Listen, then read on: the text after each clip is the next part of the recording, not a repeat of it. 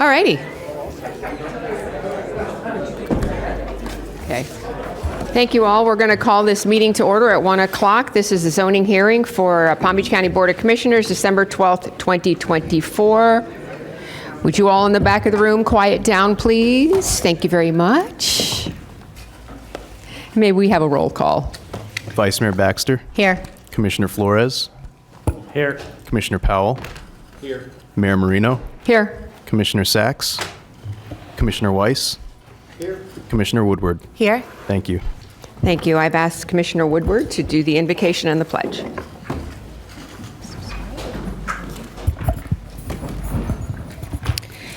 May we approach today's business as tasks of faith to do our best within our power to provide positive leadership on behalf of our community and those who live and work here, and that our decisions meet the standards of divine compassion for all. Amen. I pledge allegiance to the flag of the United States of America and to the republic for which it stands, one nation, under God, indivisible, with liberty and justice for all. Thank you all. Has notice been given? Yes. Okay, perfect. And we need proof of publications. May I get a motion to receive and file? So moved. Second. I have a motion by Commissioner Weiss, a second by Commissioner Flores. All in favor? Aye. All opposed? See that the motion carries unanimously. There, we knew what you meant. Okay. May I please have the county attorney do the swearing in? All those wishing to testify, please rise and raise your right hand. Do you swear or affirm to tell the truth, the whole truth, and nothing but the truth? I do. Thank you. Thank you. Are there any additions, deletions, or modifications to submit to the agenda? We have no modifications. Thank you. Would any board member like to pull anything from consent? Since we have no consent, there's nothing to pull. I'm just going down the list here. Okay. May I have a motion to adopt the agenda? Motion. So moved. I have a first from Commissioner Powell, a second from the Vice Mayor. All in favor? Aye. Any opposed? See that it carries 6-0. Postponements or remands, I don't believe we have any of those either. No withdrawals, no consent, so we're going right to the regular agenda. And item B1, Mountain Business Center MUPD. Yes, DOAW 2024-01074 Mountain Business is a request before the board. There are two requests, one for a development order amendment and the second for a type 2 waiver. Staff is recommending approval. We can turn it over to the applicant for a presentation and followed by staff. That'd be great. If there's anything that they don't cover, please do so. Thank you.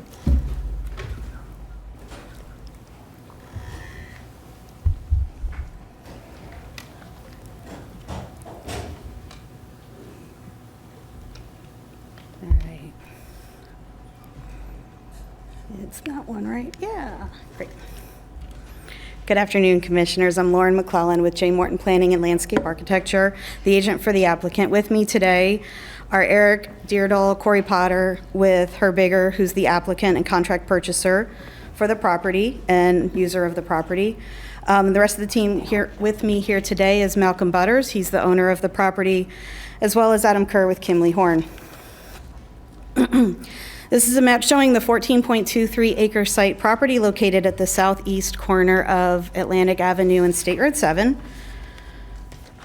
And this would be the future land use map, which identifies the property within the industrial corridor of the Atlantic Avenue. The properties in gray have all been designated as industrial. I'll get into that in a minute. And although the property has been farmed for a number of years, it has always been the intent to locate industrial within this corridor. So this is the zoning map. As you can see, most of the parcels within this industrial corridor have already been rezoned to light industrial or to MUPD. And you see this map, there's a residential community to the south. I just want to note that this was approved and developed around 2017, 2018.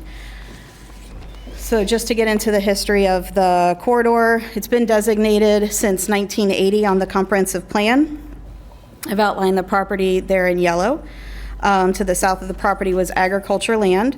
And then when the county later adopted the 1989 comp plan, they maintained that industrial designation and put additional policies in place to protect that industrial corridor as economic development promoter and further discourage changes resulting in a loss of that industrial land.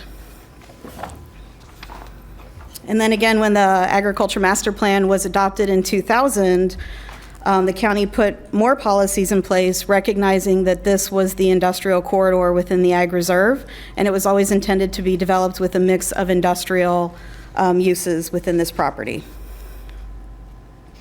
And so now just a little bit about the applicant before I get into things. The company is an international clean energy manufacturing company, which is a targeted industry by Palm Beach County. Their products are used in vehicles, compressors to improve performance, which ultimately saves energy and reduces emissions. Their corporate offices are currently located in Pompano, and they are relocating out of that Pompano location, hopefully to this property. If not, it will be out of Florida. And then just a little bit more about Herbager. As you can see from the picture above, their facility and operations are very clean. The proposed facility will employ over 300 employees. The jobs are high-paying, specialized manufacturing jobs, and the company operates in 3 shifts, so not all of the employees will be within the facility at one time. Just a little bit about the manufacturing process. It involves the delivery of raw steel beams once a week on a semi-truck. These beams are brought into the facility and the loading doors are closed. As I mentioned, the facility is a clean facility.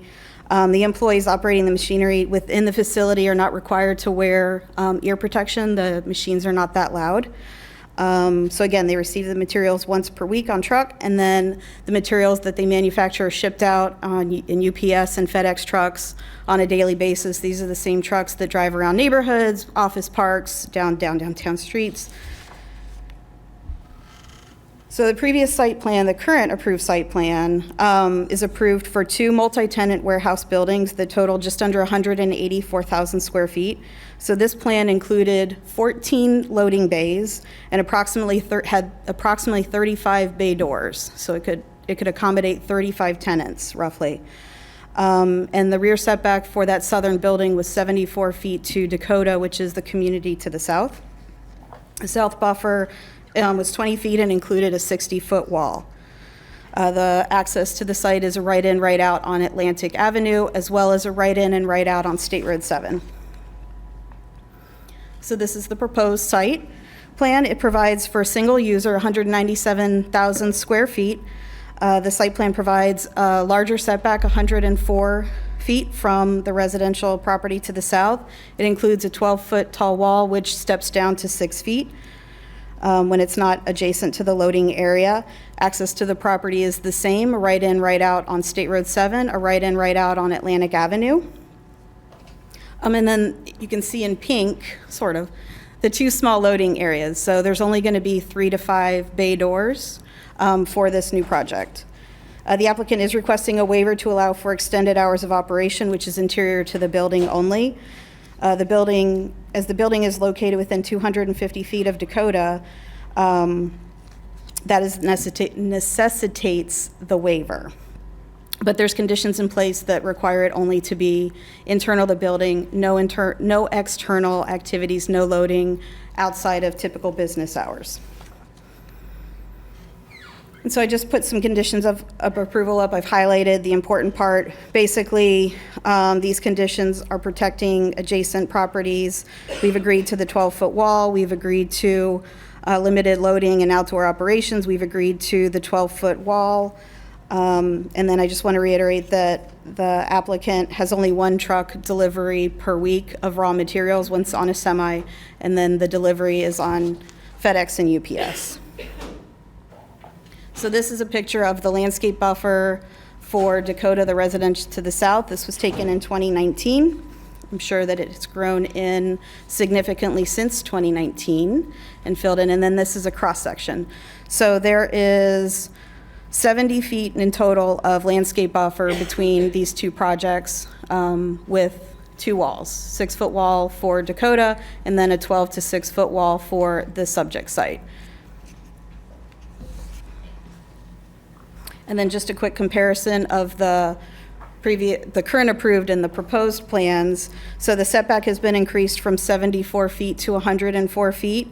The currently approved site plan had multi-tenants, approximately 38 bays with different tenants. This is going to be one tenant, one single user. Operationally, the current approved plan has frequent deliveries and trucks coming and going. And then the proposed only has, as I mentioned, one truck delivering, daily trucks that are smaller going out. We've imposed conditions for lighting and the wall height, and then this prior application did not have any of those other protections in place. We do have a letter of no objection from the Delray Alliance. They stated that the project's within the parameters of what the Alliance would expect for a light industrial project within the Ag Reserve. And we did have community outreach. We reached out to the Alliance of Delray this summer. We tried to meet with Dakota also this summer. And then we actually were able to meet with Dakota before the Zoning Commission. And as I mentioned, we have a letter of no objection from the Alliance. Staff recommends approval. The Zoning Commission unanimously recommended approval. We respectfully request approval of the two applications. If you have any questions, I am available, as is the team. All right, I see no lights on, but I will ask staff, is there anything additional that wasn't covered by the petitioner? Nothing additional. Thank you. So before we go on, can we do disclosures? So I will start with Commissioner Powell.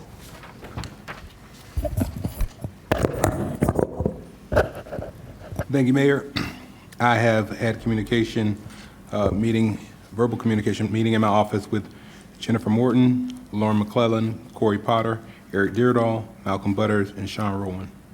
And that will have no impact on my decision to vote on this project today. I didn't hear you.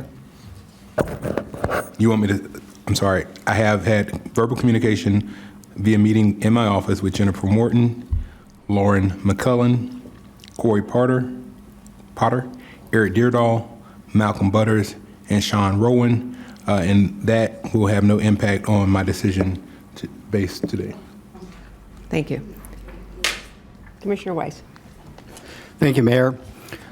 On this item, I had verbal communications with Lauren McClellan, Jennifer Morton, Eric Deardahl, Corey Potter, Malcolm Butters, and Sean Rowan. I received email correspondence been filed with the clerk. Thank you very much. Vice Mayor Baxter? Thank you, Mayor. Yes, I've had written communication, which have been filed with the clerk. I've had verbal communication with Jennifer Morton, Lauren McClellan, Corey Potter, Eric Deardahl, Sean Rowan, and Malcolm Butters, and no site visit. Thank you. Commissioner Woodward. Yes, for item number 1, I've had verbal communication with Jennifer Morton, Lauren McClellan, Corey Potter, Eric Deardahl, Malcolm Butters, and Sean Rowan, and email correspondence that has been filed. Thank you. Commissioner Flores. Yes, I've had verbal communications with Jennifer Morton, Lauren McClellan, Corey Potter, Eric Deardahl, Malcolm Butters, and Sean Rowan. Thank you. And I have had verbal communications and in-person meetings with Lauren McClellan, Jennifer Morton, Sean Rowan, Corey Potter, Eric Deardahl, and Malcolm Butters, and I've received email communications from Matthew and Monica Belize. And that will be it. Thank you very much. So we've had our disclosures, we've had our presentation, we have no lights on for discussion. May I have a motion and a second, please? Oh, I apologize. We have cards. And then actually, when we do take the motion, there are 2 items. Can we take them together or separately? Okay, thank you. We have 1 or 2? Actually, 1 on this item. Okay. Drew Martin.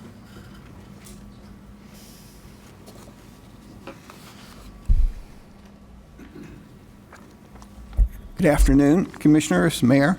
I think you should vote no because it's called Mountain Business Center, and there's no mountain anywhere near this. I'm amazed at who comes up with these names. It says Project Hotel. I assume, does that mean the hotel's not going in, or is this incorrect? Or what does hotel mean, a different word in a different language? So this is very confusing. The Sierra Club just thinks that when we pass the bond issue, which we know that the bond does not include all the land in the ag reserve, but the purpose of this was to set aside the ag reserve for an area that would be limited to certain uses. And I don't think the voters ever thought industrial would be one of those uses. Now, originally, I think when the whole idea was if you were going to allow anything commercial, it would be to support the people there. Now, while this is a very nice business, I don't think this supports people in the ag reserve. This is for outside people. This could be anywhere. As we know, it was in Pompano Beach. So, I don't see, I guess I'm going to assume you're going to vote yes, but, I just don't think this was, it really fits in with the ag reserve. It doesn't fit in with the plan for the ag reserve. It doesn't fit in with the idea of what was going to happen there. And while it's a very nice business, and I'm really happy they do things that protect air quality, it will open up the area to more things. Now, originally, I guess they're going to say they're going to use this building for their purposes. However, I doubt there's any restriction that they can't move out anytime they want and turn it over to somebody else who's going to be a lot less clean than these people are. So, in conclusion, I will ask you to vote no. And I appreciate that Commissioner Powell said that his meeting with the individuals would not affect his vote. So I thank you, Commissioner. We appreciate that you have an open mind on this. Appreciate it very much. Have a good day. I have 15 seconds, but I'll leave you 15 seconds for your afternoon. Do we have another card? That's it? Wonderful. Mayor, I would like to make the motion Perfect. to adopt resolution item 1A and B. Thank you. Do I have a second? Second from Commissioner Powell. So we are moving items B, 1A, and B. All in favor, say aye. Aye. Any opposed? See that it carries unanimously. Okay. Now we are on to item B2. Yes, Palm Beach Kennel Club. item B2, ZV PDDW 2024-00529, the Palm Beach Kennel Club. The application request in front of you includes 3 requests. We have an official zoning map amendment, a type 2 waiver for the hours of operation, and the allowance of an alternative sign plan. And we can turn it over to the applicant, and if needed, staff follow-up. Thank you. Thank you. Hi, good afternoon. Ellie Zacharias, Misco Backman, 14 Southeast 4th Street in Boca Raton. I do have a presentation prepared if it is the will of the commission to see it. I just want to thank staff for working very diligently with us and, of course, for their recommendation of approval. We did go to Zoning Commission last week and secured a recommendation of approval from them as well. And we, of course, have Westgate CRA recommendation of approval. So with that, our team is here to answer any questions, again, unless the commission would like to see a full presentation. Would anyone from the commission like a... Okay, and staff, anything you'd like to add to the presentation that we didn't have? Nothing beyond what we have in our staff report. Okay, and we all went over this in our agenda reviews. At this time, I will ask for disclosures. Okay, Commissioner Flores, we'll start with you this time. Yeah, I have verbal communication with Matt Forrest. Thank you. Commissioner Woodward. Yes, for item 2, I have verbal communication with Cody Crowell, Nick Kelly, Josh Martin, Broderick Erickson, Matt Forrest, Pat Rooney Jr., and Alexis Barbish, and email correspondence that has been filed. Thank you. Vice Mayor Baxter. On item number 2, yes, I had written communication. I had verbal communication with Henry Handler, David Martin, Cody Crowell, Matt Forrest, Pat Rooney Jr., and Alexis. Thank you. Thank you. Commissioner Weiss. Thank you, Mayor. I had verbal communications with Matt Forrest, received email correspondence, been filed with the clerk. Thank you. Commissioner Powell. I've had verbal communication with Matt Forrest.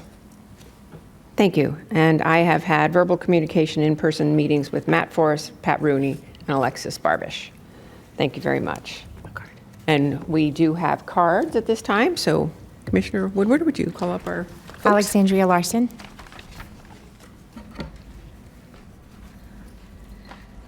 This was the most interesting. I had to swear me in because I was late and I did have a card in on one.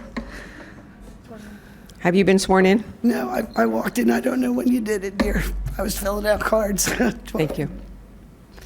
Do you swear or affirm to tell the truth, the whole truth, and nothing but the truth? Absolutely. Thanks. Because this was the most unusual agenda. I had to have this emailed to me to get backup. There was no backup for the public. You could not click on the item and open up the backup. You could only open up 1 and 2 this morning. You couldn't even get 3 and 4. Okay, I'm just making you aware. I did call the county attorney's office and made them aware of it because I don't think 3 and 4 should even be on the agenda since we couldn't get the backup.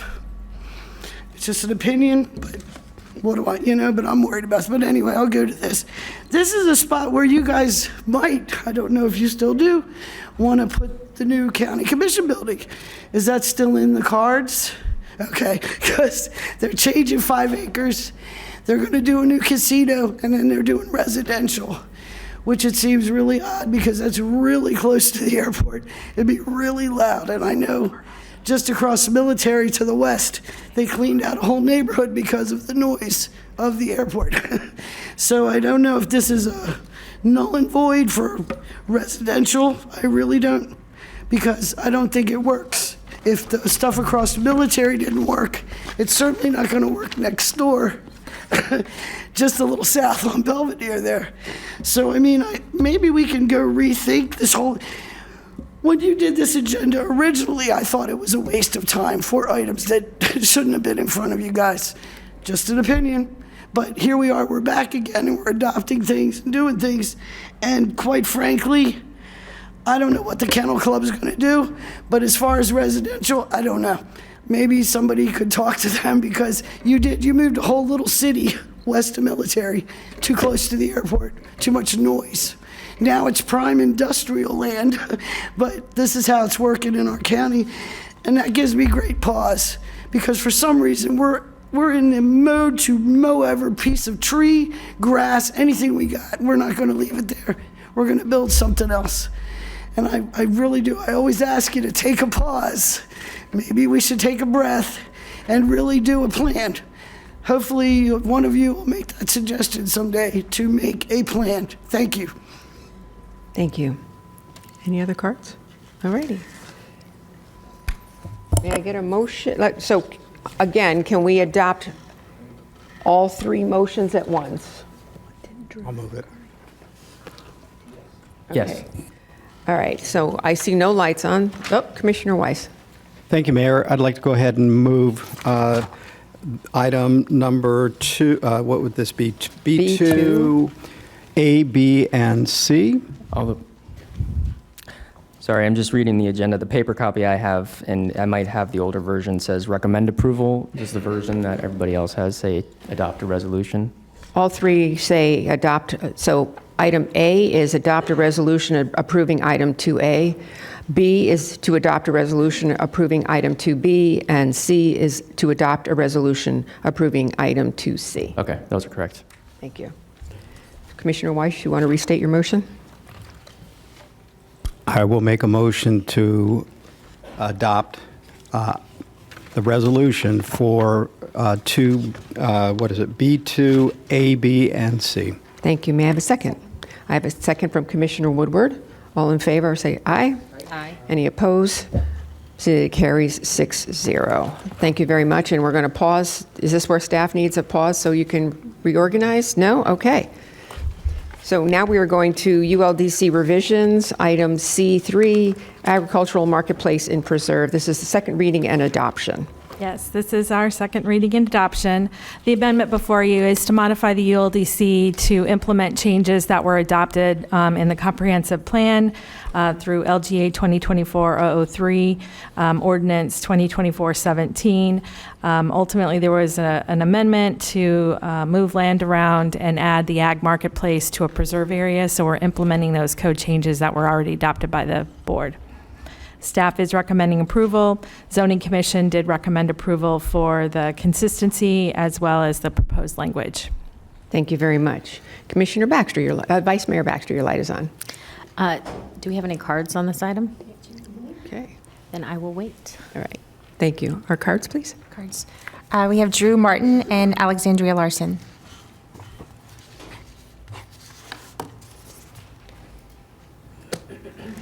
Again, Drew Martin on behalf of the Loxahatchee Group of the Sierra Club.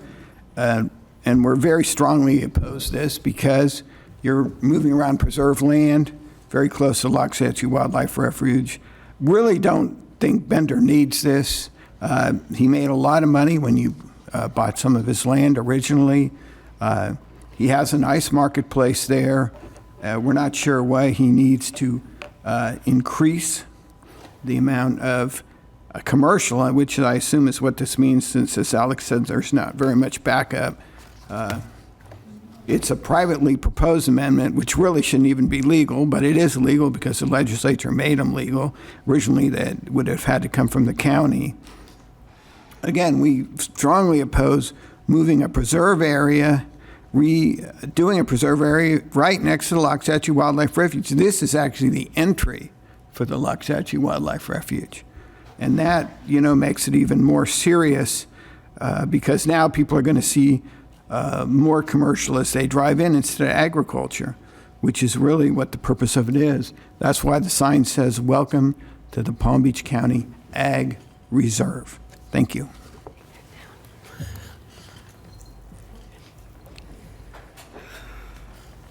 This should not be on the agenda, Commissioner, since the backup was not available. And I know there was only 16 pages on one and 12 on the other. 3 and 4, I transpose numbers sometimes. I'm a little dyslexic, but we should have the backup, number one. Bednar's, I already said, they had a stand, then they want a store, now they want to put trailers out there, big sheds. And that was on the same day that you all had your panties in a twist about Jupiter because they were going to do something with the park. Arthur Marshall is 147,000 acres, and it starts on Southern and goes to Boca. It is a big expanse of land. It is supposed to be something that we cherish. It really is. We're not supposed to spit on it. I think Bednar's putting a commercial entity that's big in front of the entryway is spitting on it. That's my personal opinion. And, I just don't get it, Commissioners. And truly, without backup being available to the public, it shouldn't be on the agenda. It should be moved or postponed or whatever you want to do. Because that is supposed to be, the backup is supposed to be available like a week before the meeting. You never start a zoning meeting at 1 o'clock. It's 9:30 in the morning. But it was a little unusual. Christmas time is always a lot of fun here. But another item I hated started around Christmas time years ago. And by the grace of God, it didn't come to my world. They stuck it somewhere else. And I didn't want it stuck in anybody else's world either. But please take a look at the Arthur Marshall, because I think they ought to have a nice monument sign that says, "This is the Arthur Marshall. Welcome to this wonderful place." Because I think of the Corbett and the Arthur Marshall is special. It's somewhere you can take the kids and they can see sandhill cranes, wildlife, whatever. And it's there, and we should respect it. And it even says in the back up here, reserve, preserve. So I don't know where you put the Arthur Marshall in there, but I think it is a preserve and a reserve. And the Bednars should have just a little respect for the land that they're sitting in front of. Just a little. Thank you. Commissioner Baxter, you had your light on. Yes, Mayor, I would like to make the motion to approve item 3. Motion to adopt an ordinance approving item 3. And Commissioner Weiss, your light is on. Thank you, Mayor. I'll go ahead and make a second, but I did want to address why we're having the meeting today at 1 o'clock in the afternoon. And that is because we had originally scheduled another meeting that had to be moved due to to allow us to attend the service for the 3 deputies that were killed in the county. Thank you. So I have a motion from the Vice Mayor. I have a second from Commissioner Weiss. All in favor? Aye. All opposed? See that it carries 6-0. We are now going to D, other items. And this is where we're having take a moment to let people move around. So while they're doing that, this is an MUPD public civic dedication policy and public civic sites, nearby Central Park Commerce Center, MUPD. We are not seeking a motion. This is just giving staff direction.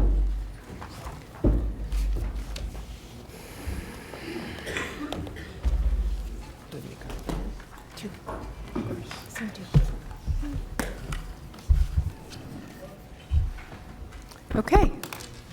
Okay. Thank you for the opportunity.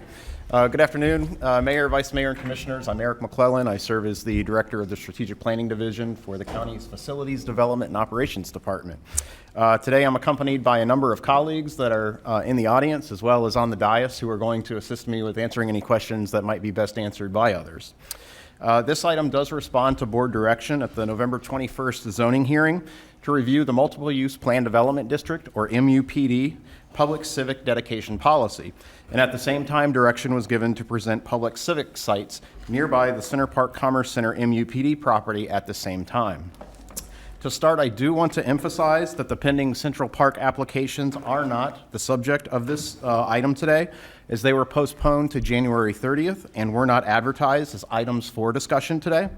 Rather, as directed, this is a high-level look at policy, regulations, and practice, and a specific geographic area. Although I can promise to be more direct in speaking to those applications when we come back in January.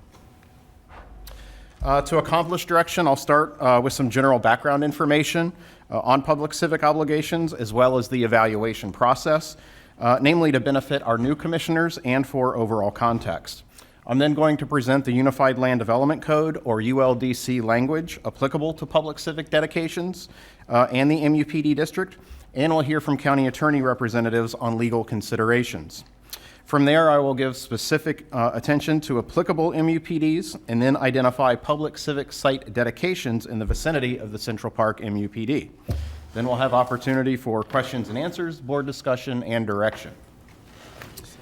So what is a civic pod or site?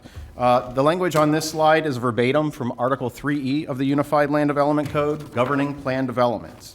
As you can see, a civic site or pod is a portion of a plan development affording a coordinated land planning approach for delivering civic, institutional, educational, and recreation uses. Balance is key, as these sites are intended for long-range public service facilities, even when need today may not be visible, forecast, certain, or known. So these sites are an essential strategy for fulfillment of public service demands and needs long into the future, when land may no longer be available in the vicinity of our larger land development projects. Where 2% of the gross acreage yields 1.5 acres or more, which mathematically translates to a plan development project of 75 or more acres, a civic obligation is public in the land area conveyed to the county with infrastructure connections and capacity reservation, along with other protections to ensure their development readiness. Public civic dedications are utilized to deliver government agency facilities required for level of service or to mitigate other impacts of development. Private civic sites, on the other hand, are not conveyed to the county and are used for privately owned civic facilities, such as private schools, daycares, or places of worship. The public civic policy has existed in Palm Beach County zoning regulations since 1973 and has been refined over time. The original 2% requirement applied only to plan developments of more than 100 acres. That translated to civic sites of 2 acres or more each, but over time, projects exceeding 100 acres became less common. As a result, in 1992, the regulation changed to a standing 2% of gross acreage, with the potential of the site being designated public for conveyance to the county or private for uses deemed applicable to the developer or homeowner association. In 2011, we established the 2% as a public obligation when that yields 1 1/2 acre, because from experience, we know there is no public facility that FDNO delivers that is feasible on anything less, taking into account building footprints, setbacks, stormwater management, landscaping, parking, and all other land development regulations. This again makes 75 acres the threshold for project size for generating a public civic obligation. I have stated to past boards that this policy and planning tool has been a landmark regulation for county facilities. We simply could not keep pace with the private sector in assembling, negotiating, and acquiring lands to fulfill our public facility needs and level of service standards without this approach and opportunity being in place. There are other practical considerations that have informed and influenced the civic obligation and that apply to our real estate program overall. With ownership comes maintenance responsibility, both performance and cost, and the assumption of liability and risk. We are also constantly mindful of the tax roll implications that comes with government ownership of land. So we exercise constraint and we act with good intentions at all time, be that for the present or future. Today, public civic obligations are required of applicable residential planned unit developments, or PUDs, mobile home plan developments, or MHPDs, traditional town developments, or TTDs, and development order amendments, or DOAs, to each of those. Public civic obligations are optional for MUPDs, planned industrial park developments, or PIPDs, and traditional neighborhood developments, or TNDs, as I continue the alphabet soup. No obligations or regulatory allowance is available for recreation vehicle plan developments, or RVPDs, and traditional marketplace developments, or TMDs. We always look to consolidate or co-locate public civic sites rather than fragmenting their obligations into pieces. Obviously, larger parcels are more conducive to site design and accommodating varied programming than are multiple small sites. All of this together has yielded the county civic sites that range in size from our 1.5 acre minimum to as large as 43.69 acres in the case of the Canyon Holdings in West Boynton Beach.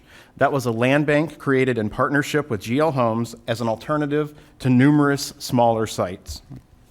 We do have standard form conditions of approval that are applied and tailored to each application so that dedicated sites are conveyed in a time, form, and manner that aligns with the county needs and again assures development potential.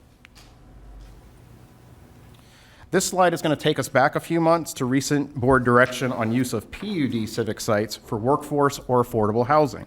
Although focus at that time was centered on obligations originating from residential PUDs, I did think it worthwhile to summarize the conclusions for the benefit of our new commissioners to ensure no confusion with today's focus, and as a general reminder, should the board identify any parallels.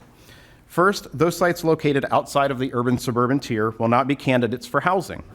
Those sites within the urban-suburban tier will be used to support government facilities, workforce or affordable housing, or foregone with a cash equivalent contribution. That decision will be rendered on a case-by-case basis and concurrent with board consideration of the associated development order. When cash out is the preferred approach, for lack of an identified or forecasted need, the amount will be established by appraisal supplied by the applicant. Those proceeds will then be used towards county government facilities, workforce or affordable housing in the project area, or a facility providing county-wide service. So while the ULDC is the vehicle to secure civic sites, established policy is followed in implementing those regulations. As you can see noted on this slide, Countywide Policy and Procedure Memoranda, or PPM, L-023, addresses all things real estate, civic sites included. This includes consideration of existing or projected future needs for county departments and constitutional offices, participating in the regulatory review process for applications generating a public civic obligation, determining if dedication, exchange, or cash out is most optimal, and preparing the appropriate conditions of approval. From experience, I will tell you that the ultimate assignment of a use or uses to a public civic site requires a combination of institutional knowledge, familiarity with growth plans, siting considerations, outreach and coordination with departments and agencies, and of course, with administration and elected officials. So now for some real-life examples of public civic sites in order of the year that they were established. The Artistry Lakes PUD, which was formerly known as Lake Haven and Crest Haven on State Road 80 in District 6, was recently approved and will convey 8.92 acres. We're going to take a closer look at that one momentarily. Fire Station number 49 is currently under construction in District 5 in West Boynton Beach on a 2.89 acre public civic site. Fire Station Number 22 in Westlake was constructed on land conveyed to fulfill public civic obligations of that development order. Land for a future district park remains held in the Arden community, also on State Road 80 in District 6, and we'll again be taking a closer look at that one shortly. The PBSO District 1 Substation and Marine Unit joint facility that is now under construction on Jog Road in District 2 was obligated in 2002 and held in county ownership since 2007. We hold 9.47 acres of the Melrose community on State Road 7 in District 5 that has potential for use by fire rescue and other programming. So with all of the other approvals that have yet to be implemented, the applications that are currently pending review, and the 51 years of history since 1973, time simply doesn't allow me to sit here and identify all of the sites. That all leads up to the moment you've all been waiting for. This is the slide that presents the express language of the ULDC regarding public civic dedications from an MUPD. You'll see it begins with, quote, "The BCC may require," not Eric McClellan, not FDNO, but the BCC. With this language, staff should be looking at project acreage, development intensity, public service and facility impacts, and other project-specific factors to identify where reasonable balance creates opportunities that should be brought to the board's attention as a matter of professional duty, public service, public policy, and best practice. Through review of historic documents, we were able to find that this language originated from BCC direction in 2005 and it was adopted in 2006. We were not able to identify the impetus for the direction other than placing another tool in the toolbox for long-range facility planning. Language setting forth the reason for the amendment and summarizing same did indicate that the requirement would apply where impacts necessitate a civic dedication and subject to the requirement that a clear rational nexus be demonstrated between the proposed use and a required civic dedication. With all of that, I would like to provide the county attorney's office with an opportunity to comment on legal aspects of a required public dedication. Thanks, Eric. Under federal law, federal and state law, an exaction is when the government conditions a land use approval on dedication of private property to public use. And these are permissible where there is an essential nexus between a legitimate governmental interest and the exaction dedication, and the dedication is roughly proportional in nature and extent to the impact of the proposed development. The government bears the burden of showing that a proposed exaction meets this test. The test aims to consider whether dedications demanded as development conditions are proportional to the development's anticipated impacts. To satisfy the first prong, the county must show that the exaction furthers a legitimate governmental purpose. The county may look to state law, its charter, comprehensive plan, or ordinances to show a legitimate governmental purpose. To satisfy the second prong, there is no precise mathematical calculation required. Rather, the county must make an individualized determination that the required dedication is related both in nature and extent to the impact of the proposed development. In other words, is the dedication related to and proportional to the anticipated impacts of the proposed development? Does it remedy the problems caused by the proposed development? And the proof provided by the county must be more than just bare conclusions. There has to be some factual basis behind it. Could you repeat that? The end? That the evidence doesn't have to be mere conclusions. There has to be some factual basis behind it.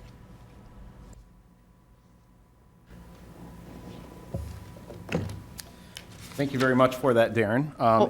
Hold on one second. Continue, I'll just- Okay. Commissioner Woodward, you have a question now, or? I can come back. Okay. Okay, so to continue, admittedly, this is not routine of our practice and experience with MUPDs. But looking at MUPD approvals since this language was enacted, there have only been 5 that met the 75-acre threshold that would generate our minimum 1.5-acre obligation. This slide identifies 3 of the 5 of 75 or more acres. The first is limited solely to an auto auction in an area of the urban-suburban tier that is largely industrial in nature and is well covered by public services. Square footage is relatively low, and a Palm-Trans stop exists along the site's Sandsbury Way frontage. The other 2 sites on this slide are in the agricultural reserve, where it is the required preserve area that drives those to exceed the 75-acre threshold. By code, only the developable acreage is subject to the 2% dedication standard. So these are effectively nullified as any equal comparison. Next, we have the Palm Beach Industrial MUPD, or former Moroso property. Its statistical characteristics are comparable to that of the Central Park Commerce Center MUPD. Major differences are: 1, the more remote location when looking to surrounding lands; 2, a complete absence of existing and planned Palm Trans service on Beeline Highway north of Haverhill Road; and 3, the EDC future land use only applies to Central Park Commerce Center MUPD. So by doing a compare and contrast of the 5 applicable projects, you can see that they have vastly different characteristics and exist in vastly different surroundings, despite sharing the MUPD zoning in common. Simply put, not all are equal. Now I'm going to switch gears a bit and give attention to the other subject that was board direction in reviewing the established public civic sites nearby the Central Park Commerce Center property. This slide shows the Southern Boulevard corridor from the intersection of Seminole Pratt Whitney Road to the east and County Road 880 to the west. The existing 138 acres of the Central Park Commerce Center with EDC future land use and MUPD zoning is shown here in the darker green.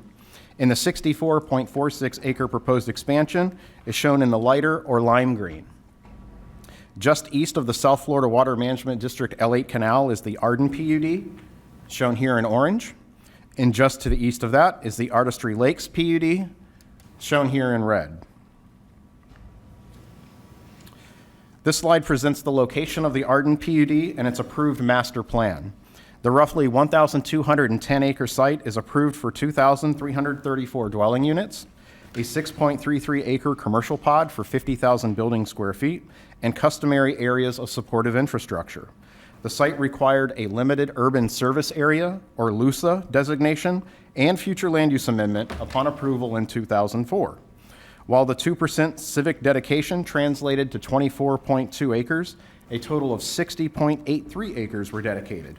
This includes a 15.66 acre dedication to the school district for an elementary school that is now under construction, a 25.03 acre dedication to Palm Beach County that is identified here in yellow and being held for a future district park, 16.4 acres comprised of a 50-foot wide public trail corridor along the west and north perimeters of the site, indicated here in the dashed green line, and a separate 3.74 acre dedication to the county that is reflected in solid green that is being held for a future public trailhead to support connectivity between the aforementioned public trail and a planned multi-use paved trail of at least 10 feet in width beyond, which is intended for pedestrians, cyclists, and equestrians. This future trail is commonly known as the North Everglades Natural Area, or NENA Everglades Rim Trail, which is a collaborative long-range vision of the county's Parks and ERM departments, Metropolitan Planning Organization, or MPO, the Treasure Coast Regional Planning Council, FDOT, FDEP, and other agencies. The 25.3 acre holding for the district park, shown here in yellow, is no coincidence. By comprehensive plan definition, a district park is generally greater than 25 acres in size and primarily provides active recreational facilities such as lighted fields or courts, exercise trails, supportive facilities, parking areas, and potential special recreation facilities. Parks of this type serve an area within a 5-mile radius, where by comparison, a regional park would serve a much larger radius and demand 150 or more acres for programming.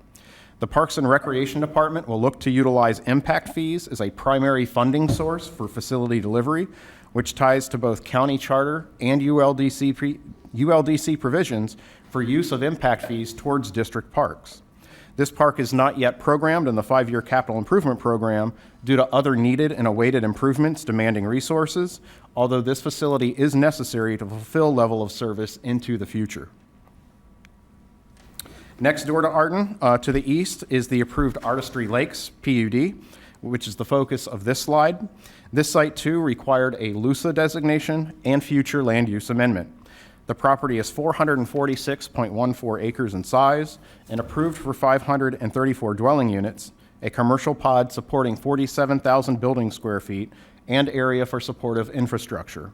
The 2% civic obligation will deliver an 8.92 acre site that is identified here in yellow, and that on the approved master plan is planned to support a fire rescue station as well as a branch library, which is believed to be feasible through thoughtful site design and good planning.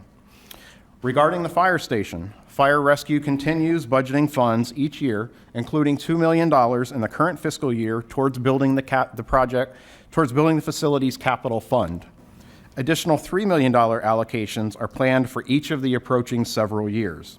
We would anticipate that facility being sited along the site's southern boulevard frontage for emergency departure operations, serving the entire service area, and that has been identified as the most optimal long-range siting solution. The branch library, on the other hand, is a long-range reservation and seen as a compatible siting opportunity within this residential community. The library system will budget funds once other standing priorities and needs have been accomplished, which is likely a decade or more into the future. So as we're Hold on seeing a this second. area Hold on a urbanized- second, Eric. I actually got a lot of lights on. Okay. And I think maybe, no, I've got your order. So Vice Mayor Baxter, you actually had your light on first. Would you like to ask your questions? Yes. Seeing as how what we're talking about is in my district, I wanted to go first, so thank you, Mayor. Go right ahead. The civic site that we're talking about, and Eric, I'm going to ask you a few questions, if you don't mind, before I ask my questions of moving forward. What is it that you want us to give you direction? What is the direction seeking? Really not seeking any direction, to be specific. We were asked to bring the policy to the board, and we were asked to bring the other sites to the board. We're looking any direction you might want to give us regarding our review, our evaluation, the typical process. This is just fulfilling your direction. So I mean, this is a lot of information, so I appreciate the hard work put into this. That doesn't escape me. I think the policy itself is fine. I mean, to the point of it even says, BCC may require. What I find interesting is that there's no residential sites being proposed or residential anything for this site, and yet we have, I did the math briefly, 28.77 acres within a quarter mile of this site, of civic unused. I mean, it's supposed to be a park, it's supposed to be a public trailhead, but even just saying that out loud, let's assume that's what we use those for. A public trailhead could also be a great place for a Palm Tran stop to end at. I don't think a Palm Tran stop ending at Palm Beach Aggregates or a rock mine makes much sense. So overall, I would like to give direction that this not be a requirement of this particular project, but leaving the policy itself alone. I don't agree with having a Palm Tran site in the middle of a rock mine. I apologize. That just doesn't make sense to me. And also, I love the idea of it. If you have to put it somewhere, putting it at a trailhead, because then people might want to go there. And that's really what my statements mostly are. But overall, if this is the policy and that's the way it is and it is up to us, I'm okay with that. But I think, again, it needs to be done on an individual per site basis, and I don't think we need to get into the weeds of changing any policies. So I would just, again, direction that I would like to give without objection is just that we don't require it of this site. Thank you. And I am going to let our attorney jump in. Sure, and that would be appropriate when we actually get to the January 30th meeting to either approve or deny that policy decision. But staff is now aware of if the board ultimately says that they're fine with the policy as it is, I think that sends a message to staff, and they can determine whether or not they'd like to proceed moving forward on a case-by-case basis. Thank you. Commissioner Woodward, you had your light on next. Yes, thank you, Mayor. Just a couple of points I wanted to clarify, and I'll go to the end of my questions first. PUDs versus MUPDs. The PUDs, we do not have to identify the use when the civic pod is dedicated. Is that correct? Yes and no. No, from the standpoint the code doesn't require that of us. Yes, in the standpoint that's the direction you gave us when we met on PUD civic site several months ago. You wanted staff to identify that, disclose it to the board, and allow the board to make the decision at the same time as considering the development order, what to do with that civic site. To hold it, to cash it out, or to exchange it for some other land offering. But we have a number of PUDs that exist right now, or a number of pods that exist from PUDs that go back several years that, I think it was one 1979, I believe I saw. That's correct. That's not being used. So I take it at that time, nothing was identified. We just said, take these 9 acres. But when it comes to MUPDs, the policy has always been, we have to identify the use. No, Or- the policy is that you may or you may not decide to take it. And again, the only time. But if we decide to take it, we have to identify the use. We have to show that there's insufficient facilities for this particular development that's moving forward. So we would have to identify where we have insufficient facilities caused by that proposed And development. it has to be impacted by that development. That development. The MUPD. But that's not the case with PUDs, right? That's just the overall general area. Okay, so going back to, there were, on page 10, slide 10, we have 3 MUPDs, and I know that they're not all in the same area. How are these determined to be, what was the nexus provided for these, and what's the use? None of these provide a public civic dedication. So These are just MUPDs that would meet the acreage threshold, of the 1.5 acres, for a request to be raised. There was no need identified, there was no use identified. These do not provide for a public civic dedication. do we have a current MUPD anywhere in the county that does? Not to my knowledge. This would be the first? This would be the first to my knowledge. Okay, and it is on us to prove that the need comes from that development, whatever that development is. That is correct. And as staff, as I would be the one making the recommendation, that burden is on me to demonstrate to you the reasons, the rationale, the justification, the analysis. And as I think I said to another commissioner in a briefing, you then get to play judge and jury. Okay, and that is what will be coming back to us when this comes in January. And also, just to clarify too, the policy from FDNO is the 2%, but it is not in the code. It could be more, it could be less. So. But whatever it is would have to have nexus. Correct. So the projects that Eric is showing are those projects that are over to warrant a 1.5 acre property. But the MUPD language itself leaves it to the discretion of the board. It could be a 30-acre MUPD, but they're showing, 200 residential units along with commercial, and it's warranting a, let's say, an outstation for a police or something that might not necessarily need to be on 1.5 acres. So it's Okay. at the discretion of the board. Well, I would agree with the vice mayor at this time. You've got your work cut out for you in January, I think, on proving nexus on this one. Thank you. Thank you. Commissioner Powell.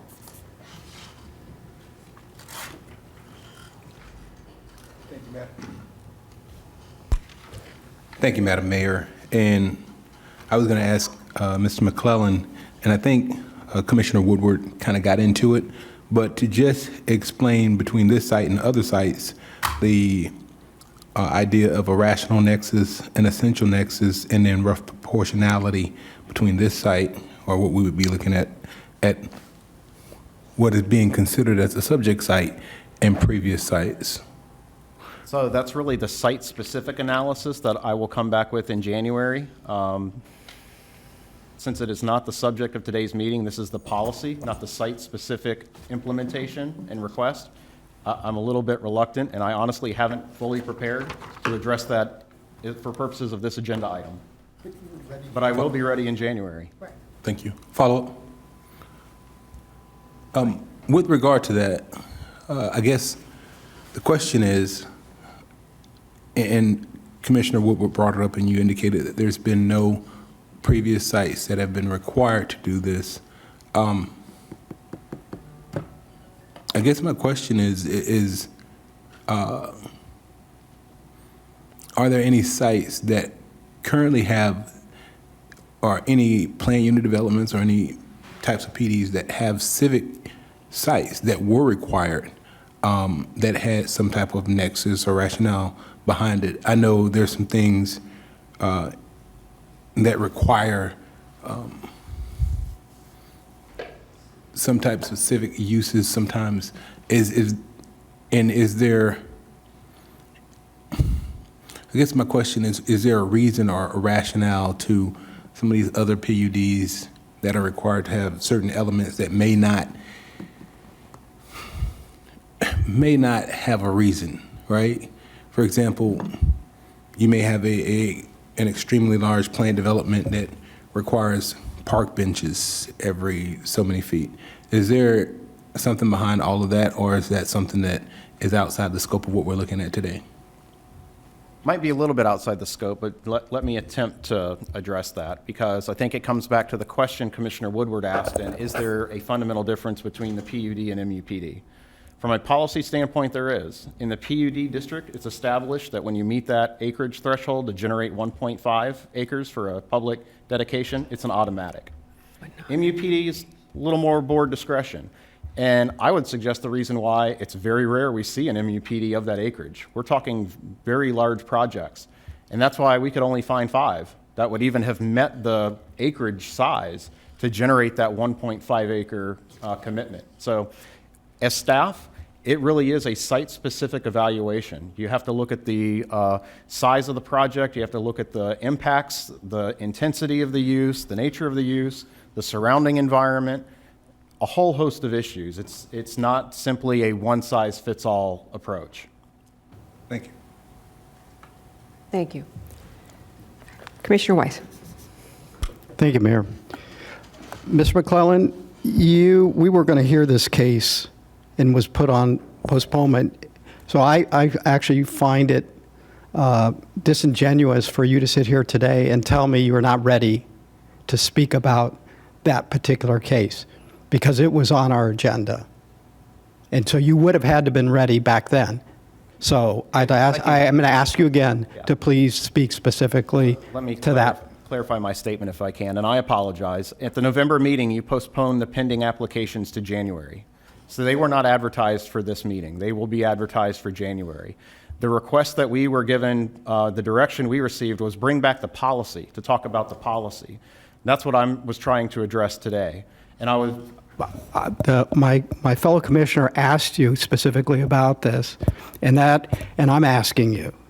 Let's talk about that one.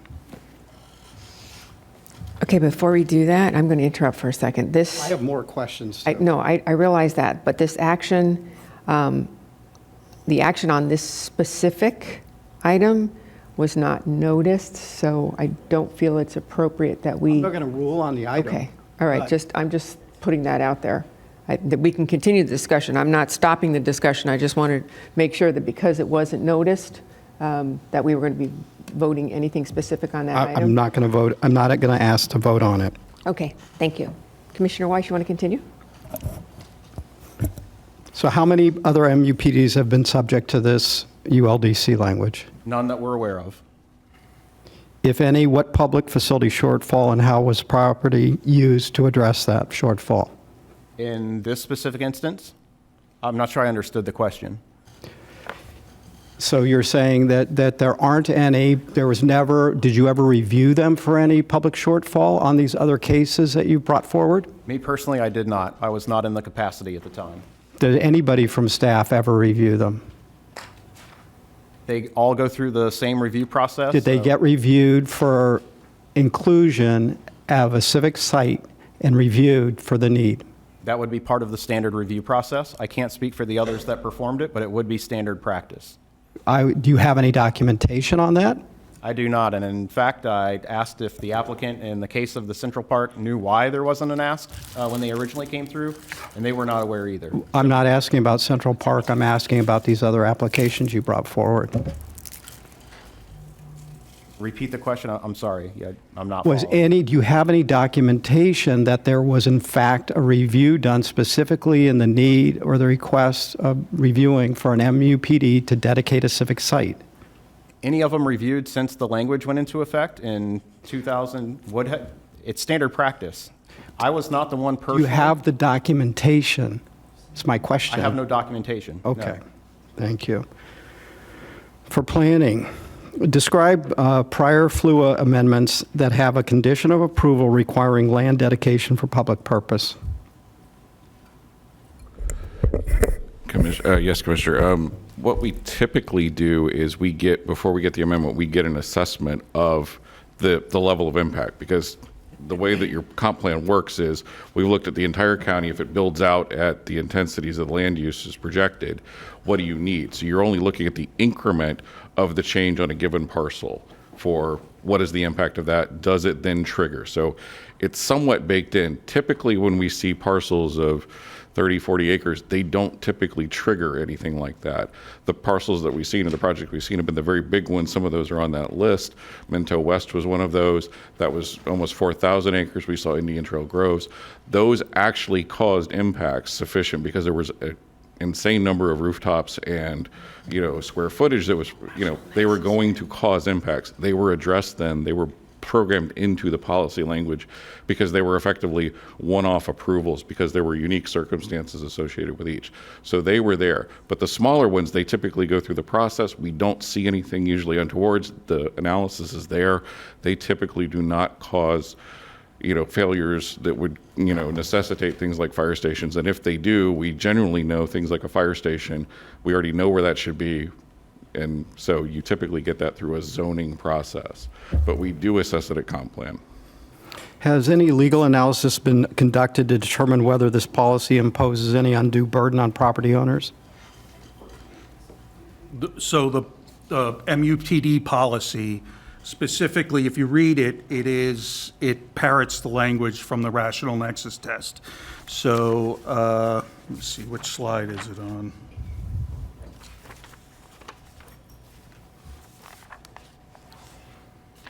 So it requires that a portion of gross acreage of the development dedicated to PBC for public purposes when insufficient facilities are available to allow for the provision of government services required for the proposed development. So that's the language that has to be satisfied in order for the dedication to be valid under our code, and that would be similar to the requirement of the two-part test. So they'd have to meet that two-part test. The board would have to make that determination. Okay. Can somebody describe examples of insufficient facilities to allow for the provision of government services required for the proposed development?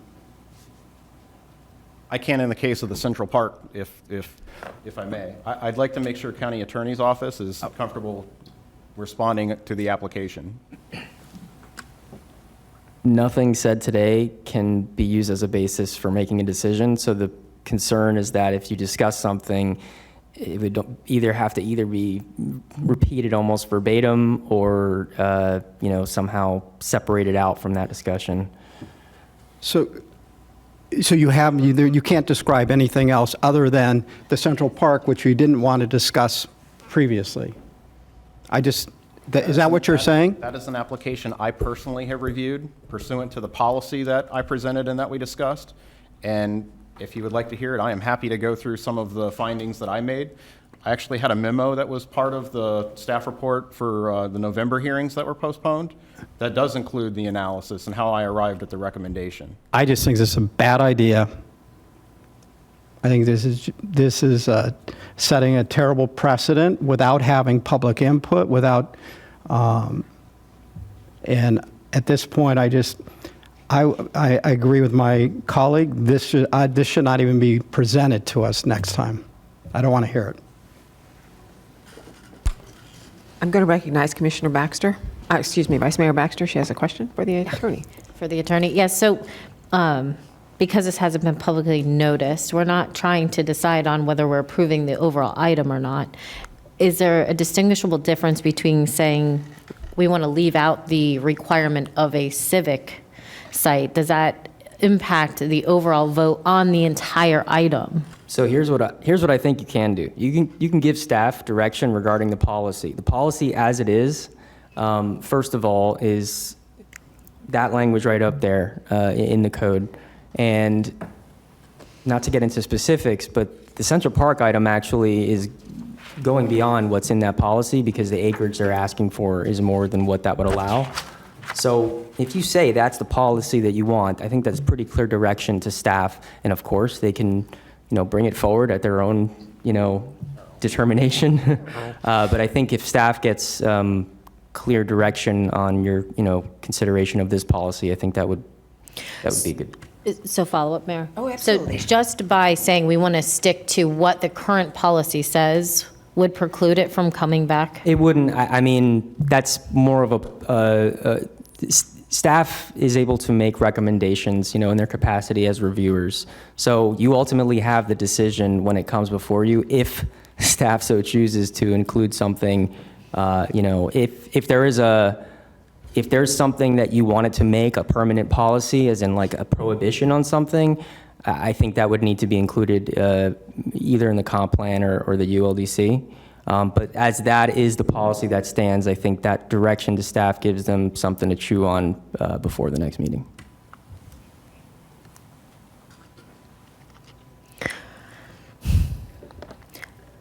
Which part of this, in your opinion, I guess, is what is not kind of in, what doesn't comply with the policy? Not going to get into specifics on the rational nexus part, but specific to Central Park, I believe the acreage that is being requested is beyond the acreage that's mentioned up there, the gross. And I'll let Eric talk about that. And what are the acres being requested?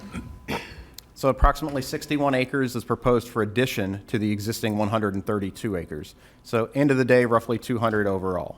To build upon Scott's comment, the ULDC language typically says you apply the regulations to the affected area, which would just be the additional land area that's being added. If you look at this language, it talks about the project. And at the land use level and at the zoning level, they are adding to the project. I see it being that's how the board has some discretion in this case. Do you want to apply 2% to the whole thing? Do you want to apply 2% to a portion of it? Do you not want to apply it at all? What is staff currently applying it to? We are currently applying it to the overall as a function. To the whole almost 200 Correct. plus acres? As a function of our review, looking at comprehensive plan policies. And so that making the total acres, Roughly 4 acres. And when we're talking about a transit facility, the way we arrived at the 4 acres is a function of the maneuverability of those larger vehicles. And what's the minimum amount of acres in an MUPD that we can even require the percentage? 75. And they're actually... Correct. Eric keeps bringing up the 2%, but I just want to clarify that the code does not reference 2% for MUPDs. It gives staff the discretion that if you have a smaller site and there is a rational nexus and insufficient facilities available, they could ask for a 1 acre site or a portion of a building for a police substation or something that might be necessary and not on 1.5 acres. Okay, it doesn't say 1.5. So the 61 acres are not even meeting the 75 acre requirement. And the only way that we're even able to even consider this is if we apply it to the 100 plus other acres. Correct. If we applied it just to the 60 solar acres that are proposed, and we use the 2% as the standard, it's, kind of what's been the standard, the norm for a long time, it really doesn't render any land area that would support a transit facility. So if there was a policy, and I'll hear from my board, I would say that I would like us not to be able to allow to add to already existing. That solves this whole issue, because then we're stuck with just 61 acres. It's under the 75. Because I don't think that's right to then say, okay, you already have 100 plus acres, but we're just going to take it as a sum total. So if I were to give direction, and I'll see what my board has to say, I think that might solve this problem of let's only apply this percentage to the current project in front of us, not the existing that's already been approved. You can certainly give that direction. I would like to say that in addition to just the zoning text in this case, we're also dealing with a land use change and other policy changes to our comprehensive plan. So they're looking to change the vision of the future for this piece of property. And it's a vision that's different than what we've ever planned for. So we are taking a large look, a very long-range look at this project, and that's how we've arrived at the recommendation. So it's not solely based upon the zoning text. It's also a function of the comprehensive plan amendment needed to support the zoning. I'll hear from my other board members. Thank you. At this time, I'm going to recognize Attorney Stone. Sure. So to your point, Vice Mayor, as far as policy goes, the reason, and I'll back up, again, without getting into specifics, this request is being done through the comp plan amendment, not through a development order by itself. The reason is because it goes beyond the language that's there. So if any policy is being made, it would be in denial of the condition when it comes back to you, because again, these are all case-by-case basis. The fact that one hasn't been done before, this could be a unicorn, it could be the only time. So you will have the opportunity to make that policy call when it comes back in January as part of the comp plan amendment condition, if it is still included as part of that when it comes back. Okay, everybody's lights are on. So in the order that they were on, Commissioner Flores, you are next.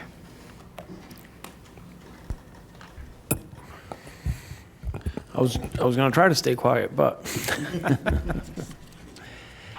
I want to talk about policy rather than this specific project. I'm concerned that this body and future bodies thereafter us have to properly plan to provide services to these areas. And it has to be a collaborative effort, because the further west we get, the less infrastructure we have in place. And I think it's going to require, getting civic sites given to us to be able to provide those services to our constituents and to the residents. This morning at TPA, we heard complaints from the folks in Arden because the infrastructure out there is not robust. So we have to plan properly in how we proceed forward, and I'm talking about policy here. And how we do that, we have to make determination. So I don't want to make that determination about a project as opposed to what's being done right here, right now, because what's going to prevent a future development to start dividing the land or projects into phases so that they don't have to provide the 2% or the 1.5 acres that we may require. So I think that's a slippery slope. I am not a big fan of the word may require. I think it's either we do or we don't. But it does give us flexibility. Ambiguity. I like applying, if it's, it should require instead of may, but that's just a whole different conversation. But to me, that's a concern because we have to plan properly for the future. And I think a lot of the development that's going to happen in this county is probably going to end up being, west, and then we're going to have to provide services. And you mentioned Arden, they gave what, 27 acres for a park? Am I correct? A little over 25. Okay. In addition to other parcels. Well, at the Tuesday meeting at the Master Plan for Parks and Rec, she showed us a slide where we're going to have a deficit in parks and different departments, and they have to get creative on the way that they're going to be, try to provide more services to our residents. So we're staring at a deficit in our parks and recs as it is.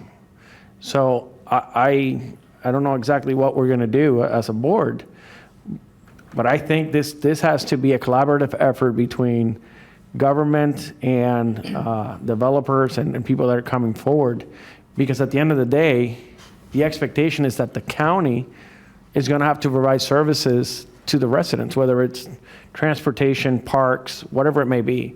We have to figure out that solution. I do have a question about the whole cash out. Can you explain that to me a little bit in more detail? Sure. That's a concept or a approach to PUD civic obligations. In certain instances, there will be a project that will come through, and it's an area that's already well served by public facilities. We've got everything covered. We don't foresee or anticipate any future need for that land. It's at the discretion of the applicant or the developer. Do they still want to give us the land, which they're entitled to do, or give us a cash equivalent in lieu of giving us the land? So, and I might be getting things confused here. I'm still on the that'll be my fault. I've thrown a lot at you today. Is this the same program as the housing, when they're developing and they have to allocate a percentage for housing, or am I? Concept is the same, but two entirely different subject matters. Okay. Thank you. No problem. Patrick, you had your light on. Thank you, Mayor. And Commissioner Flores touched on it. I just wanted to reinstitute the uniqueness of this provision. It's a may, which is problematic in a sense, but because it's not a strict mathematical equation like you have in PUDs, that's what makes this unique. I think the policy piece we're looking for, we've identified it. It's been brought forward on what will be a forthcoming application, one that you have seen, but wanted to ensure that we're following through on this provision if the direction is to continue to handle it on a case-by-case basis, kind of like where we landed on the civic discussions with PUDs a few months ago on the ultimate disposal of it. That's fine. That's great. We're getting to that point. We have an obligation to bring this forward and identify it for you. But no argument whatsoever. This one presents differently and uniquely than others. But that's probably that policy piece that we would look for from the board. Do you want us to still continue bringing them forward and identify it, give you the analysis, and the board will chime in? That's the downside of the may part of it. Thank you. Commissioner Powell, I have you, then Commissioner Weiss, then Commissioner Woodward, and then Vice Mayor Baxter. Thank you, Madam Mayor. My concern is when it comes to projects, and not even talking about the subject property or the subject site that has led to this discussion, the challenge is, Commissioner Flores brought it up, the BCC may require.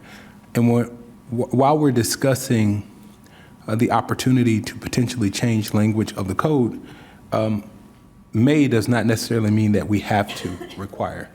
The challenge I see is, and Mr. McKellen, you brought it up, and I don't want to talk about something that is not before us, but I'm almost forced to based on what we're looking at, is, a project goes through these phases of approval, and then something is missed that may be applied, should have been applied in the code, but wasn't, and then the applicant continues to move forward, and they say, well, you know what, let's add something to the project, and then we come back to the county and we go, you know what? Either there's a new planner or a new project manager that missed it the first time and goes, we're going to apply this to the whole thing. And that kind of throws off what the applicant was originally working on. And I don't see how that is allowed, right? Because, if you developed a project and now you're coming back in to change a condition or do development order amendment to add additional land or add something to it, to go back and say, well, you know what? We haven't done this for any other projects. We've missed it. Now we're going to come back and require you as a condition of approval to do something. It becomes challenging for the applicant. It becomes challenging for staff who may have worked on the project before. It becomes challenging for us who sit as a board, because now you're looking at the history of the project. I don't know as a board if we want to touch language that says may require and change that to shall, or get rid of it completely. That's something that we probably should have a larger discussion on. But I think the way it is right now, it gives us discretion. And without going into what we think we should do or giving an opinion on the proposed subject property in the future, I just want to be cognizant that Mayor Flores, Commissioner Flores indicated that, we are in challenging times where there's things that we do need in terms of continuing to grow. They said at the FACT conference that there's 1,000 people coming to Florida a day. That number has increased to 1,200. And we have to make sure that we're cognizant and making sure that we're growing smart, correctly, and we're sustainable. So it's just my point of reference. It says may require. It gives us the discretion. And if it's direction moving forward, we as a board should look at that and make a decision as to, do we want to require that on a project by project basis, or look at this particular project and think of the idea that, prior to the 61 acres being added, this wasn't the proposed project, the subject project in the future. was not a requirement. So those are the things that I just want to make sure that we are cognizant of and aware of as we continue to move forward. That's it. Thank you. Commissioner Weiss. Thank you. I want to also echo, I think, in what Commissioner Flores said. I mean, when you look at MUPD, right, so it can include residential and commercial type activities or development. And in that case, there's a rational nexus to be made as to the impact it would have or the needs that it might generate. And so in that regard, I don't want to say that we change the entire policy, but I think what caused me a lot of grief on this is you have a data center and you're trying to claim the nexus of a transit operation for a facility. I mean, if you said, okay, we need a power plant or we need a plant for water or whatever that facility might need, that would make some sense to me. But a bus stop for a data center, as Vice Mayor Baxter said, a bus stop over by the trailhead, that makes sense. Maybe, you could justify that. I just find this is,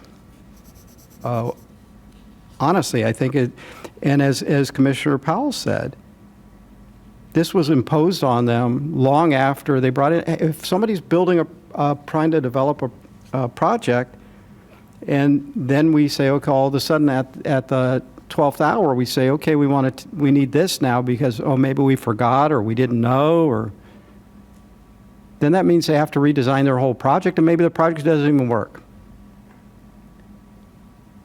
And that doesn't seem like a good partnership.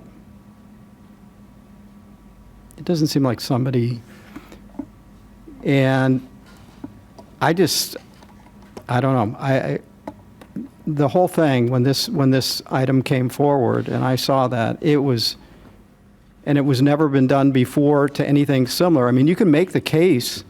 I mean, you have the auto auction area, the impact of that, of all those vehicles moving in and out of there, that there might be some need for something to mitigate for the public. But a data center? Commissioner, if I I'm may. going to finish. It doesn't, in my mind, it doesn't rise to any connection. So, which is one of the reasons why I asked that this come back. I think we're on very legal, shaky grounds.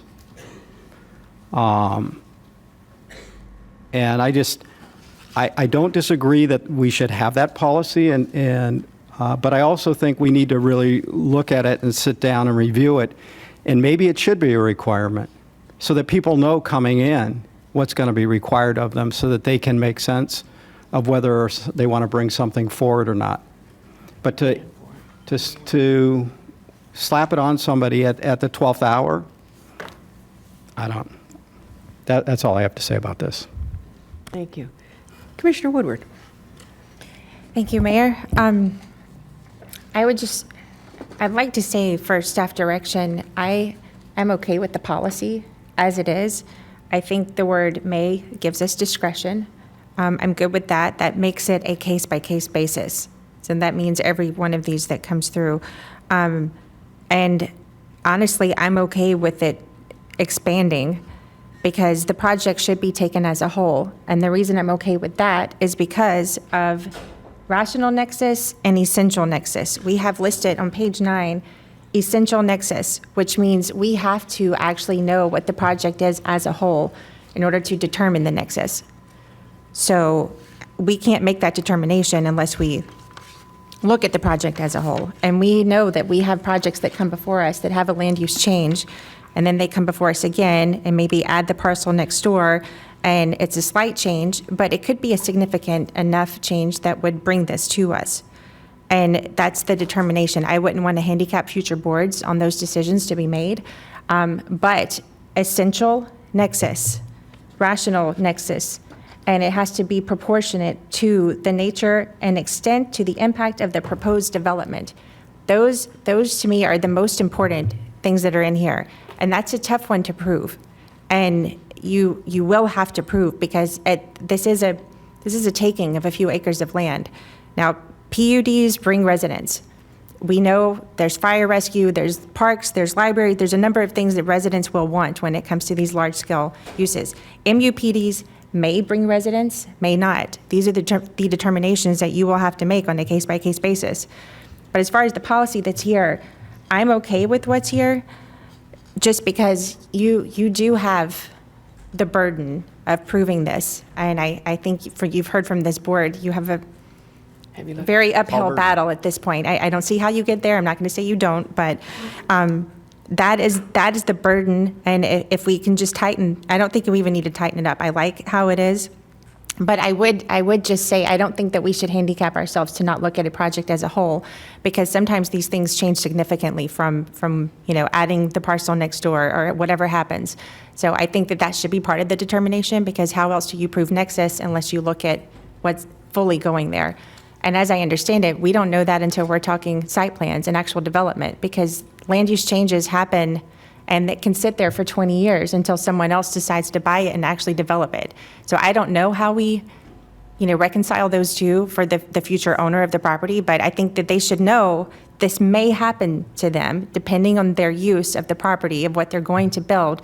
Then we may do this if the nexus is determined. So for policy, I'm okay with keeping it as it is, and you do have an uphill battle. Agreed. Thank you. Vice Mayor Baxter. Thank you, Mayor. I could not agree more. So I like the policy the way it is. I like May. I like the discretion of the board, especially for individual sites. I understand the value and the necessity for civic sites and future planning. But again, to reiterate, where this is going to having a information storage center, to have it in the middle of a rock mine is not an appropriate place for a civic site. And I would like future boards to be able to make that determination as well, that at an individual site, and see what is appropriate and what is not. I think that's really essential. To address the breaking down in phases that Commissioner Flores had said, is that possible that if we did, and I'm not suggesting we do this because again, I like the policy, I just want to know what it would do to the overall policy. If we limited it to what's before us, how would the people be able to break it down into, let's say, 74 acres and then come back for another 74 if we delimit it to just what's in front of us? It is a possibility, Vice Mayor, and we do see it at present from time to time. PUDs will come in, they'll develop a phase one, they'll suddenly take title to adjacent property, bring it in, add it to the PUD. We're only supposed to be looking at the affected area, what they're bringing in. It is a way to circumvent the intent of the policy. We've had some challenges with that before, to be honest with you. So the 100+ acres that's already currently been there and it's been approved, how long ago was that approved? I believe it was 2016. So 8, almost 9 years ago. And the other phased projects, how often do they usually take that long, or are they usually quicker? It really depends upon the project. It depends upon a whole host of factors that are really beyond our control. Gotcha. Again, I agree. I think that the word may gives us the most discretion, and this site specifically is why we need that discretion. So thank you. Thank you, Vice Mayor. Commissioner Flores.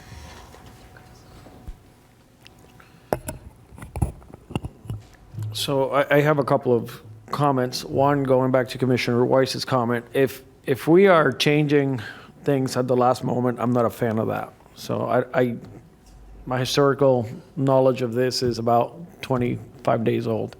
So I think that's a different issue that what I'm trying to look at. I'm more focused right now on the policy and how this is going to impact future projects moving forward, not so much this specific one.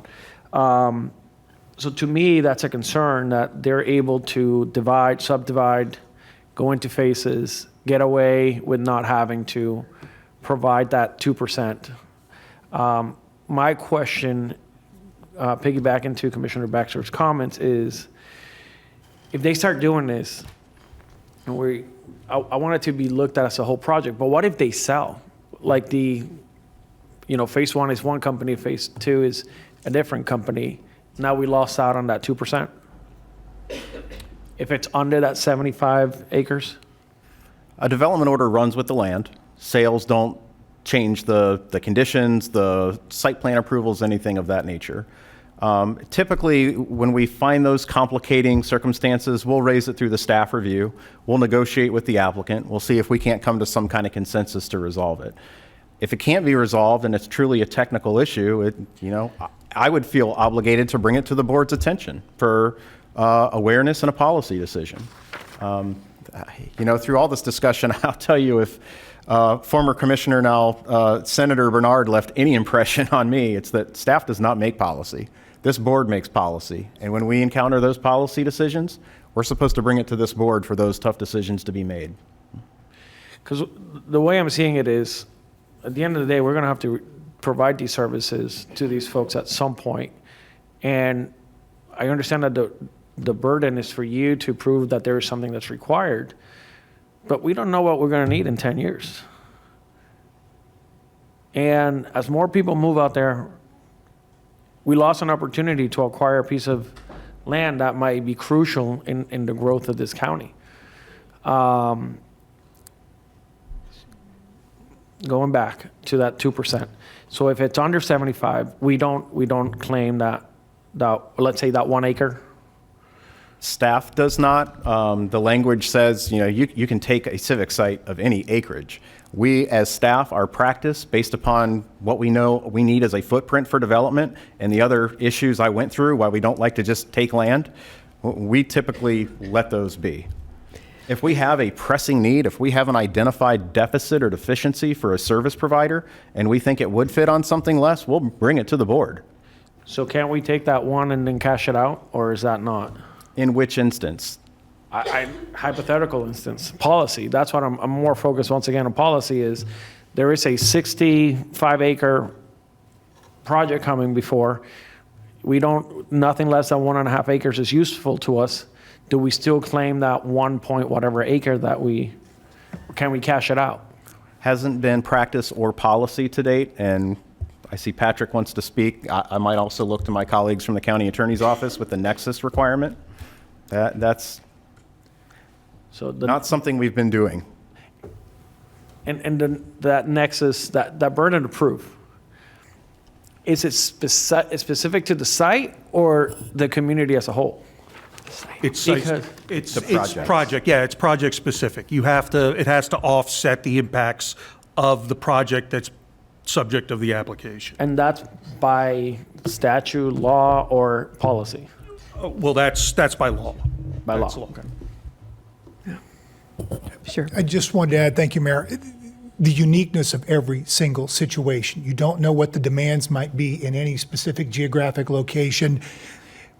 FDO looks to the future with our user departments as much as possible, but you don't know. That's them looking in that 5-10-year window. Things can change. I just wanted to bring to your attention yet an item on Tuesday's regular agenda that was a drainage easement for Atlantic Commons. That was a result of an internal swapping of properties where there were small civic sites scattered throughout the Ag Reserve, consolidated in a different one. That's a unique presentation in and of itself. Every single one is different. Every piece of geography is different. It's really difficult to fully forecast it. You can have a pretty good idea on demands, but things do change. Thank you. Actually, I do. Wow, I haven't even asked a question. We have two more. We have 2 cards. Why don't we give our folks a chance to talk? Drew Martin and Alexandria Larson. Thank you for waiting. No problem.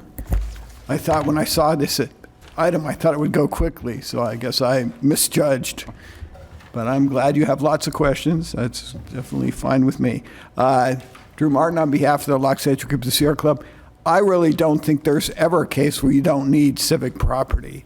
And I really hate to see you sell it or, let them, whatever, give you cash. We saw that in the Ag Reserve. GL did that. They built homes. And then you came back and you need a fire station. And you need parks. Look at, there are not enough parks out there in the Ag Reserve. Why is that? Because you gave away civic land that you could have had. And if 1,200 people are coming every day, do you really think that you're not at some point going to need that land? So why, and developers make a lot of money, okay? GL's selling homes for up to $5 million. They can afford to give you some land. So I really hate to see the word may, and I hate to see you have discretion not to take the land, because in the end, it doesn't come out of your pockets as much as it comes out of our pockets. Because if you don't get the land, you think there's not going to be a need for ambulance service, fire service, libraries, et cetera, at some point in the future, and now you're going to have to go buy it, and it's going to be a lot more expensive than if you just got it right now. So, staff obviously doesn't want to tell you what to do. They can't tell you what to do, but they're trying to kind of let you know that if you give this up, what's going to happen. Now, you might say in a particular case, like the Park of Commerce, that it's not a site where you think you would want anything civic there, but who knows? Who knows 50 years from now what it'd be like? But if you don't have, then you're going to have to go buy it. So again, I would just really like you not to give away land that future commissions might need, or future citizens. And I'm particularly pointing at the Ag Reserve, where you have given away civic land, and they now not have the adequate services because past commissions did that. Thank you.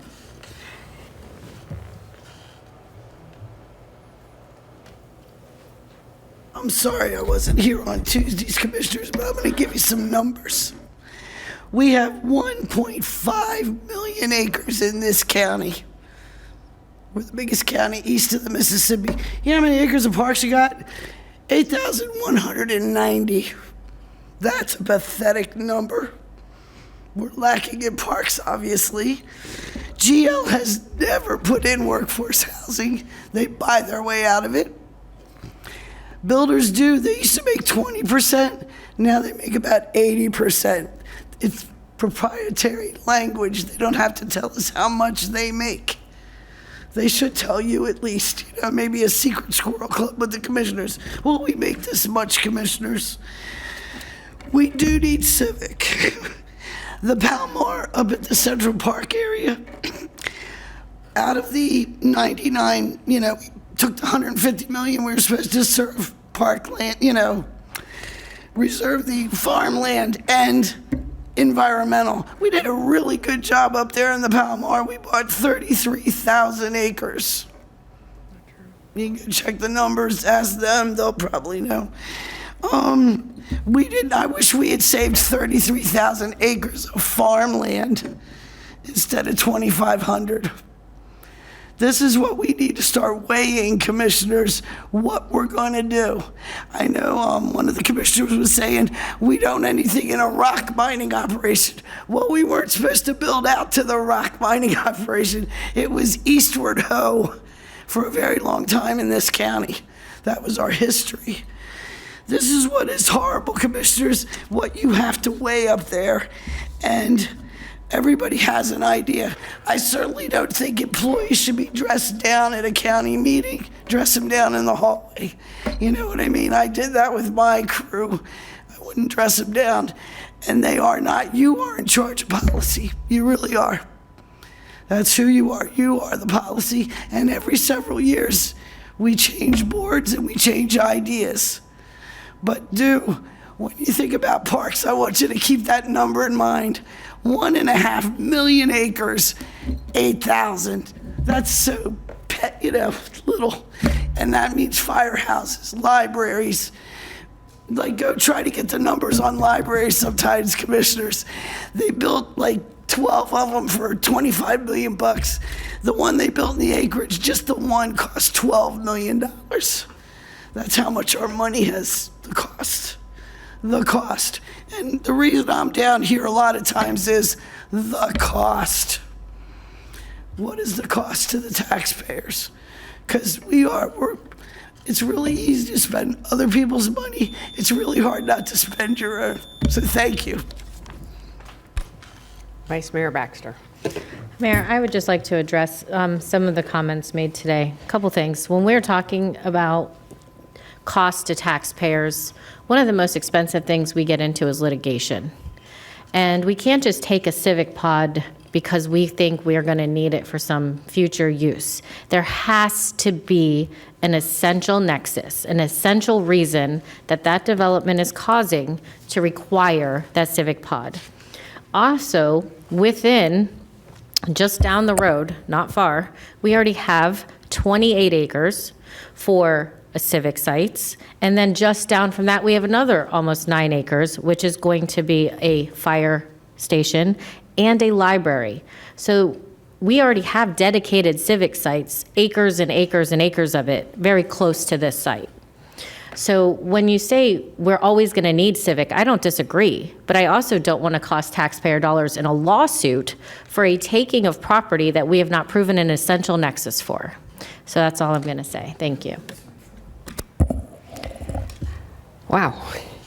I don't think I need to say anything. I think everybody has covered it. The only thing I would say is we need to make sure that there's a delineation where FDNO stops and where P&Z begins. It sounds like there's a little angst going on there, so we need to make sure that we know where one starts and one ends. But having said that, I think consensus of the board is stay the course for now. You will be coming back to us in January. Tread lightly is all I can say for January. There does need to be a rational nexus for why we are asking for land. Going back to the point, though, of how do you look at a project in pieces? That's really important because there are projects where they come in smaller than they need to so that they can ignore requirements, not ignore, but go around them. So that is something that we as a board will have to look at going forward. But the word may gives us the discretion to do that. And like law, there's a lot of ambiguity in the law. And this is one of those times. So rational nexus is what makes it required, and where, as Vice Mayor Baxter said, we don't want to be in a lawsuit. So we have to be able to do what we can prove in court to be accurate and correct. So I don't see any other lights on. And normally at this time, I would ask our directors and whatnot to speak. So County Attorney, anything else you'd like to add? No comments. Okay. Planning Director. On behalf of the Planning Director, happy holidays. We'll see you next year. Thank you. Zoning Director. No comments other than the same thing. Happy holidays. Thank you. Executive Director. Same thing. Happy holidays. Thanks, staff. Deputy County Administrator. Happy holidays to all of you. Would any of the... I think we wanted... Oh. Patrick, I'm sorry. Didn't you want to announce? No? Something's RFP's been issued? Oh, the RFP is out. And I think Twee was able to send an email to board members. The RFP for the Master Transportation Plan went live this morning. It's printed and in my purse right now. Thank you very much. Any commissioners have something they'd like to say? Thank you. I did want to follow up with the board that you are, with the Planning and Zoning, that you'll be coming back to discuss the water issues that were brought up with the data center before we vote on this at the end of January? Okay. And also happy, merry, all the holidays. Thank you. Commissioner Powell. Thank you, Madam Mayor. I did want to announce, no, we won't be seeing each other until after Christmas, but the holidays, the last time I announced the passing of Marion Dozier, I also want to announce the passing of Riviera Beach's first Black Fire Chief, Richard Wester, passed away, I believe, 2 nights ago, and I did want to keep his family in prayer and make sure that we recognize that for today. Thank you. Thank you. Anyone else? I just wanted to wish everyone a Merry Christmas, Happy Holidays, Happy New Year. See you then. So it's that whole Merry Christmas Hanukkah thing. There you go. Yes, all be well, be safe, have a wonderful holiday season, and we will see you in, oh my gosh, the new year of 2025. Have a great day.